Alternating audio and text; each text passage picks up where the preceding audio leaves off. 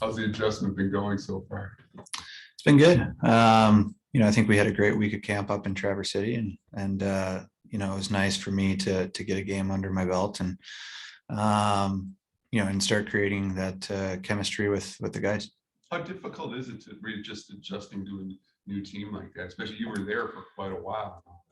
Yeah, I think for me, like adjusting on and off the ice, off ice too, finding a place to live, and you kind of take that for granted, being in one spot for so long. So on and off the ice, I think was definitely pretty even with that. Answer, Kyle? Yeah, Nick, have you developed a comfort level early on here now with Sider, and just what are your impressions of him? I mean, I think we all know how special a player he is. He's got size. He's got a ton of skill.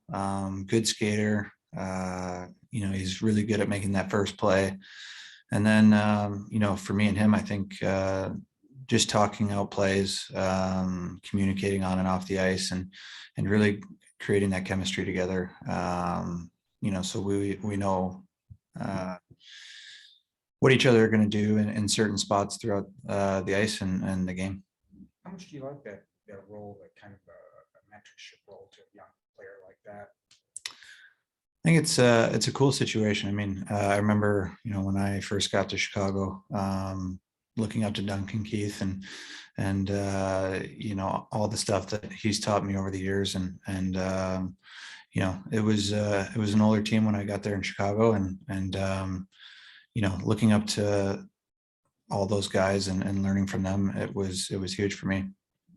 Well, last night's game, power play, I think the first power play in particular is a lot of pressure. I think 7 shots. I'm not sure how much you finished with, but do you like that just the shooting mentality of a power play like that?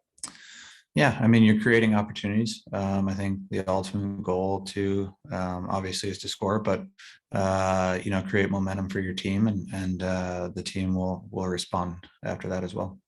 Thanks. Yeah. Max Bolton. Okay. Well, what have the kind of emphasis has been from Alex Tangy working on that power play? And kind of what have your thoughts been of him so far about that? It's been great. He communicates really well. I think he's put a lot on us too, to communicate within each other, and try and find plays, or if we get a power play early in a game and see the PK's tendencies and stuff, to talk about it, and kind of know what we're going to do before we go out there. And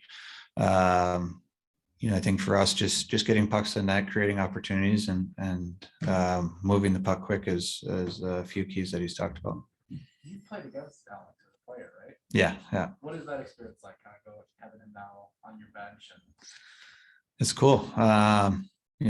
It makes me feel older, but he was a heck of a player to play against. It's always fun getting to pick their brain as well when they were playing, and ultimately he played in the league a lot for a long time, and being able to pick his brain with certain things, and the knowledge that he has is huge for not only a guy like me or the younger guys on the team as well.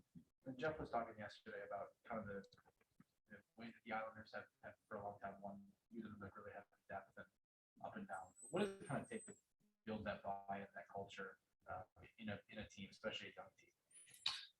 I think the biggest thing is stepping up when your moment is thrown at you. I think that's the biggest thing, and unfortunately, injuries are going to happen throughout the year, and my time in Long Island, guys stepped up and really took advantage of the role, and I think that's what good teams do. And you look around the locker room here, we do have a lot of depth, and it's up to us and the guys in that locker room to step up.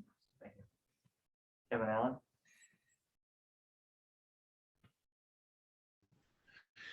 Nick, last season the Red Wings had a lot of trouble on entries, and I've watched you enough to know that you usually don't have trouble getting the puck into the zone. Like, well, what's the key, like, to being good at that to make sure you can get the puck in? I think the biggest thing is, trying to make the right play. Know when you can come across the blue line and make a play off that, or as simple as getting the puck in. I wanted to ask you too.